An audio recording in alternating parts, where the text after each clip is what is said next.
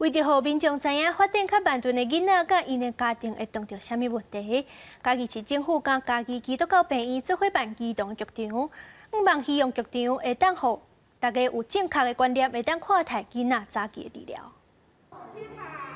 儿童局长伫台顶表演故事，互囡仔甲家长看。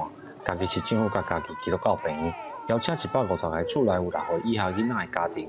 希望用戏剧的方式，让家长去注意到发展较慢顿的囡仔。那透过就是教育还有这个医疗，比如复健听力或是语言治疗，那还有就是说他的整个社会的这个融入，所以我们会在他不同的阶段转介他们到最合适他们的这个学习的单位。嘉义市社会局表示。 社会态度会影响着发展慢顿儿童家庭接受治疗意愿。